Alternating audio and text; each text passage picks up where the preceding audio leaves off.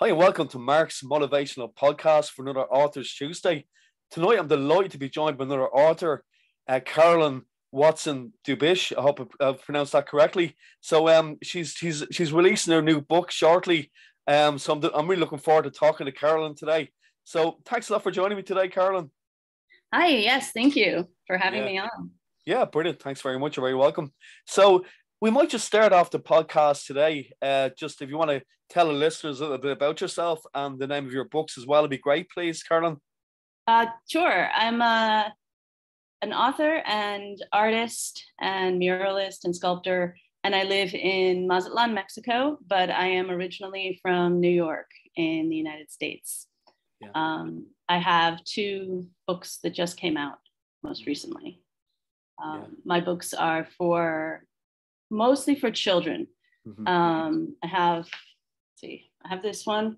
I know that on the podcast you can't hear, you can only hear and you can't see, but this is Andy and the Mask of the Dead.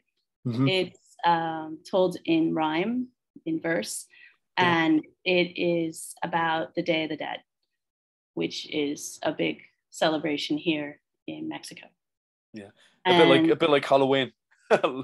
A little bit, but it's a little more solemn because, well, not solemn, it's a little bit more real, I would say, because they go to the cemetery and they light candles and they have altars and they sort of commune with the dead directly than dressing up like a vampire, you know.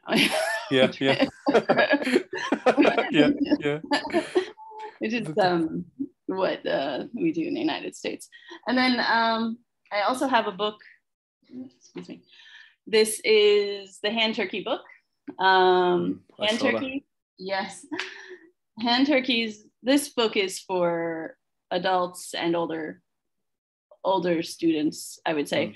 It's about the hand turkeys that I've drawn over every year during November. I post a hand turkey, and my hand turkeys are very humorous, usually, or attractive designs. They're not. In case you don't know what a hand turkey is, which some people don't, and since this is in Ireland, I'll explain. In schools, during November, school children in the United States will be asked to put their hand on a piece of paper, trace their hand, and then they make it into a turkey. As you can see from this little picture, the head is always the little face there by the thumb, good. And then they stick on the legs and you can see the wing. And my hand turkeys are mostly about the absurdity of that. You can see that I do things like this, and this is the turkey good. Tracing another turkey, and the idea that a hand is a turkey is absurd, but but children love it. They have a great time making turkeys out of their hands. So that sounds like great fun for children. All right, like I must actually get that for my own kids. So that's great because people will be able to see this on YouTube as well. So that'd be great for people to be able to see your books as well. So where can people get your book as well, Carolyn? Is available on Amazon, and my books are on Amazon, of course. And the hand turkey book is right now, it's a free download on Google. Oh, I saw that. Yeah. Google Play. And then also Andy and the Mask of the Dead is also on Google Play, and they're on Lulu, and Andy and the Mask of the Dead is in a store called Okibees online, so you can get it there too, and it has a really good discount, so if you want it affordably. That's great. Yeah, so I'm going to share all your books on the show notes of the podcast as well, so people can because you sent me some great stuff there. It looks really, really good. And excuse me, so you've collaborated a lot with different authors as well, Carolyn, haven't you? Yes. I worked with numerous people. I worked with an author called Ginger Nasser, and she wrote a book called Catch a Dragon, and I did the illustrations for it, which is one of my favorite books that I did with somebody else. I've done at least 4 books for other authors. I've done a lot of professional illustration over the years. So I'm in the Wikipedia for Star Wars. I did Star Wars designs, character designs, or brilliant creature designs. They were like these weird bird creatures. And it's Star Wars. So I'm a big Star Wars fan myself, Carolyn. So that's great. Fantastic. Yeah, fantastic. And I've done ESL textbooks, where I illustrated stories and they helped people learn English, by reading the stories.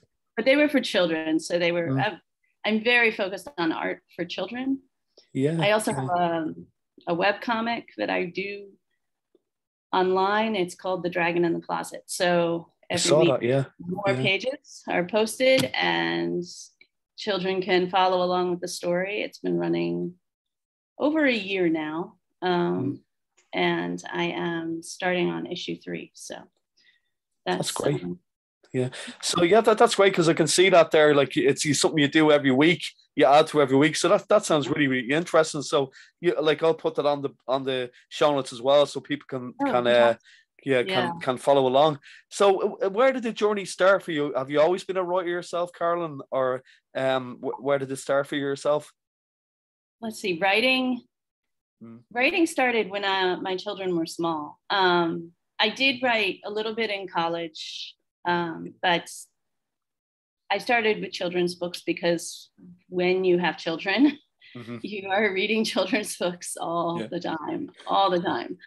And my daughter, my oldest, was not happy with just the story from the books. It was tell a story about, and then you come up with something about candy, and I have to on the spot make up stories about everything you could think of. And she trained me right on the spot very quickly. But then I refined some of the stories, and I worked on it, and I joined writers groups, and I joined a group called the SCBWI, the Society of Children's Book Writers and Illustrators. And they have crit groups, and I realized that I could do something with some of these stories. Some were terrible. I will never speak of them again. But, but some were worth saving. So that, I would say, is where I began writing. And as my children grew, my stories grew, and they got longer and more involved. And I started doing comics. And now I'm working on some YA products. They're still comics, YA comics, because I am obsessed with drawing. I can't write a story and not illustrate every single part of it. So. That's great. That's a great talent, Carolyn. That's brilliant. Fair play to you. That's brilliant. And because the kids, they give you great inspiration, don't they? Like for they're really good, because for making stuff out in the spot like that can really be great. Like just to come up with some great work, isn't it? Would you agree with me, Carolyn? Oh yeah. It's it can be great. It can be very challenging, especially when they're a toddler and they don't have a lot of patience for all your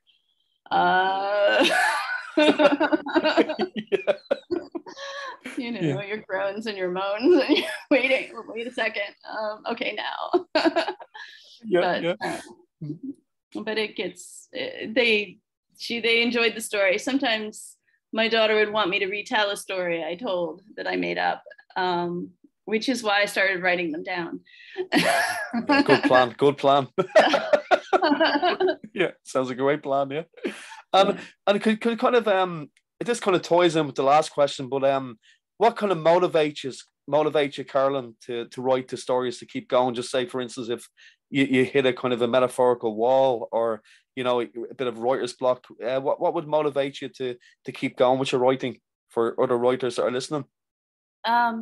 Well, I believe that what a lot of people say is to write through it and just keep writing, which I have to be honest, I did hit a wall for a while, and I just focused on my art my sculpting and my mask making and other things that I do. Yeah. And then COVID came along, and doing murals in location and creating large sculptures for festivals that weren't happening became something that didn't happen. And I just started writing again. I decided I had a lot more stories to tell, and I had stories sitting that I hadn't illustrated. And I just, since COVID came out, I launched the webcomic. I released something like 6 books this year. Wow, that's great. And I've just written and illustrated a lot. It's I know it's just how I responded, I think, to the stress of it all. But and I'm not saying that writers should go out and find some stress. That's not. I know. Yeah. That's not my advice. I'm just saying what worked for me. Oh yeah. No, it's a really good point you're making there, because I think when you do a lot of stuff, a high volume of work, like you're saying, you might not be happy with everything you do, but the more you put out there, you're gonna hit on some gems. Would you agree with me? Like, you're gonna hit on some good stuff. So that's great. Yes. Yeah, yes. Yeah. And sorry, say again. Sorry about that. My apologies. My dog is an idiot. Oh, no problem. No problem. He just wants to get in there. He's probably a writer himself.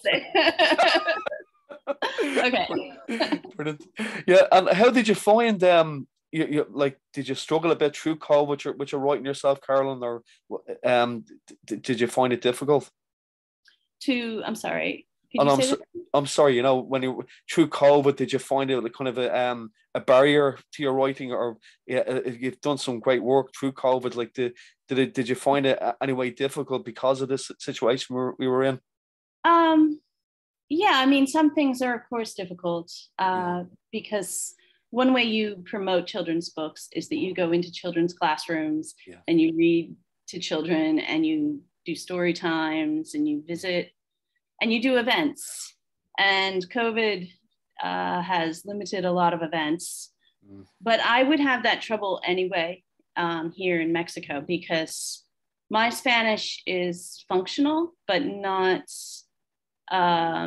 fluent. Okay, yeah. So I don't know how well it would go to visit children in a classroom. I'm actually a little bit nervous about doing things like that. And then now COVID has made it, with the coronavirus, it's just restricted again. Yeah. But well done to you, like, for being, like, taking the initiative and putting online and creating so much. So that's brilliant. Like, and I'm looking forward to getting your books as well and sharing them with people on the podcast. So that's really good, Carolyn. Thanks very much for sharing with me. Sure. Thank you. Yeah, no, it's great. And just to ask you as well, do you have a kind of a strategy to your writing? What I mean by that is like a routine that you fit your writing into, like just say a daily routine, or like, would you write at a certain time of the day, or a certain amount of words a day? What way would you do it yourself? I'm not a word counter. Some people, they focus on getting lots and lots of words down, and time of day I do focus on. In the morning, I just have more clarity. It hasn't always been like that, but I turned 50 this year and my mind is not what it was.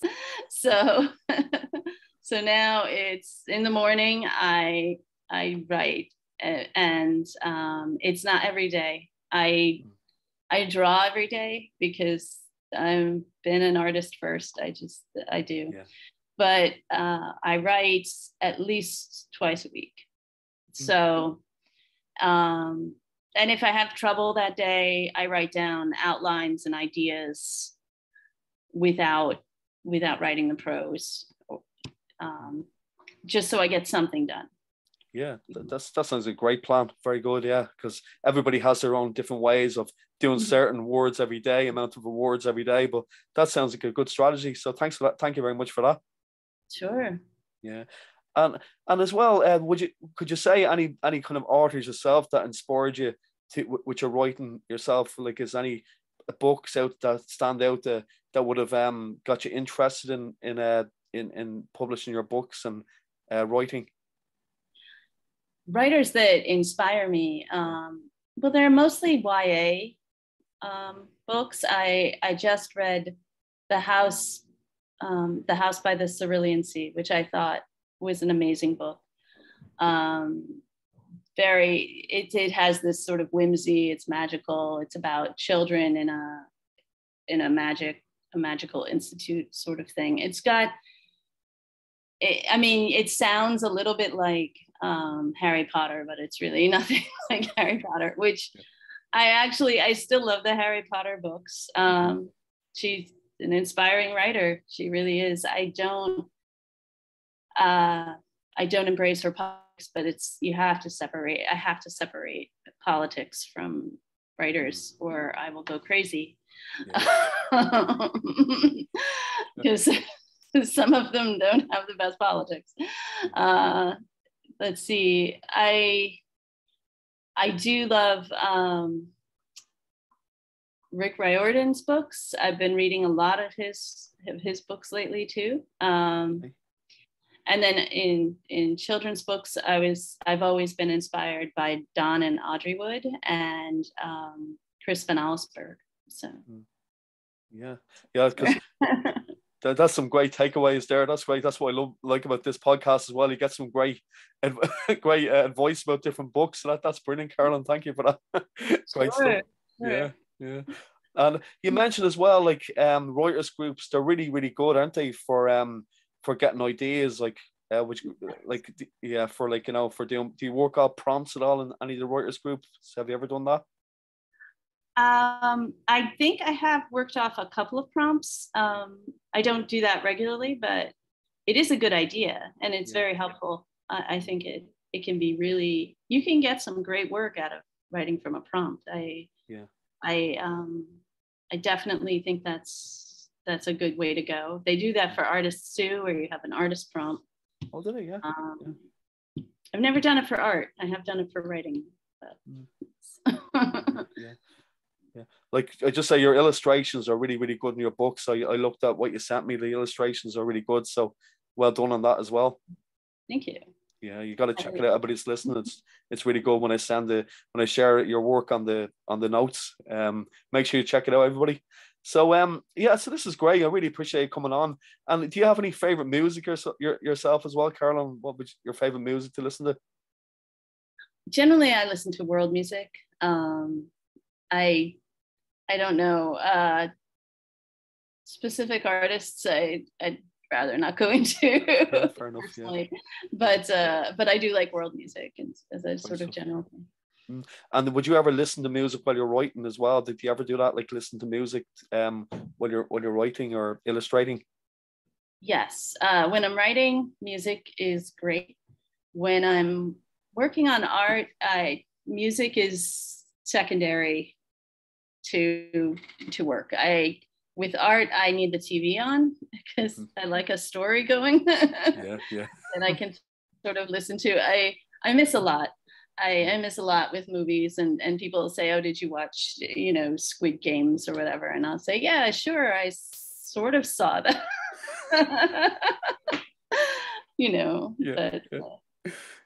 Things like that. Yeah, because music is definitely for writing. Yes. Because I've only started that recently myself, Carolyn. Like listen to background music on the earphones. I just find like it really, really gets your creativity going with your writing. Do you find it as well? I just find that really, just lately I've been doing it. It can get your energy going. Get your brain going. So I think that can be a great thing. Yeah. No, I think it does help. I think I'll try it more now that we're talking about it, actually. Yeah, it's good. Yeah. No, I found it good anyway. Happy days. To do that. Yeah. That sounds great. Maybe classical is supposed to make you smarter or something, right? Yeah. I need to try some of that myself, so brilliant. And did you ever like narrate your books? Like have you ever thought of doing stuff like that? I have not. No, I've never narrated. I have I've read aloud, in story times to children, but live, not recorded.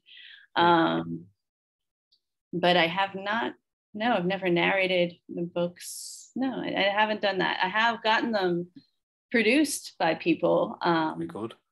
Yeah, and there are some great storytime links out there of my books that I really do like a lot, actually. Great stuff, yeah. That's great. So you've got like an actor to kind of narrate your books for you. Is that you've done that? Yeah. One of them is done by an actor. I didn't hire him or anything. He has a program that he runs, and he selected my book, my comics, the Dragon in the Closet. Brilliant. And he does all these sound effects and voices. It's brilliant. I love it. Wow, that sounds great. You have to share that with us as well. I'd love to hear that myself. I'll send it to you. Absolutely. Yeah. And that's probably my favorite story time that I've seen. Because I know my 4-year-old would love that as well, because he loves all kinds of books going to bed at night. So that'd be brilliant. That's fantastic. Yeah, great. And thanks very much for sharing all this. It's brilliant. And your favorite movie as well. Do you have any favorite movies yourself? If you could. Movie. Let's see. I'm absolutely drawing a blank. No, it's cool. No problem. I watch movies. I do. I'm trying to think of something I've seen recently. Wow, this is hard. I just saw Premonition. That one with Sandra Bullock, where she thought her husband was going to die, and she's jumping back and forth in time. I like time travel movies. Me too. That was a good movie. Yeah, Sandra Bullock is great actress. Great. I love a lot of films that she's in. It's brilliant. Yeah. What's that called again? That one? Premonition. Yeah. Premonition. Yeah. I must check them out. Watch. Yeah. Thank you for that. Yeah. Yeah. Yeah. So this is great. So once again, would you mind just for the listeners giving the names of your books again? That for people that are tuned in, just the names of your books again. Sure. Andy and the Mask of the Dead is a children's picture book.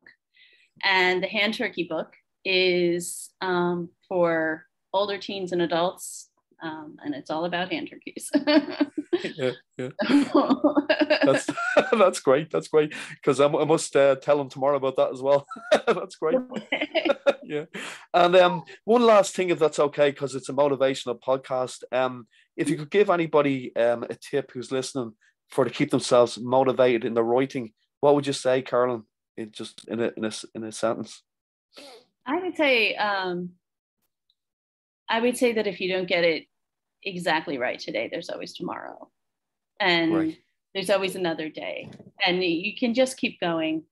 To just don't give up, just keep going. It's and I took a long break, and I came back, and here I am, and it's always there to come back to, and it can keep you afloat, really, to write. So, are you a writer as well? I am, yeah. I published my first book there last year during COVID. It's called The Adventures of Larry Lamppost and Friends. It's something similar to you. Like I've read the story, made up stories for the children through the years, and like I decided to get them down on paper. So I've done that and self-published it. So send me a link to that then. Yeah, I will do. Yeah, thanks very much. That would be great. Yeah. Thank you. Yeah, so listen, I really, really appreciate you coming on today, Carolyn. I wish you all the success in your future writing as well. Oh, thank you. Thank you. And to you as well. Yeah, brilliant. Yeah. So thanks again to Carolyn for coming on. So I'm going to share all your books and your links on the show notes, and make sure to check them out, everybody. They're really cool. You won't be disappointed.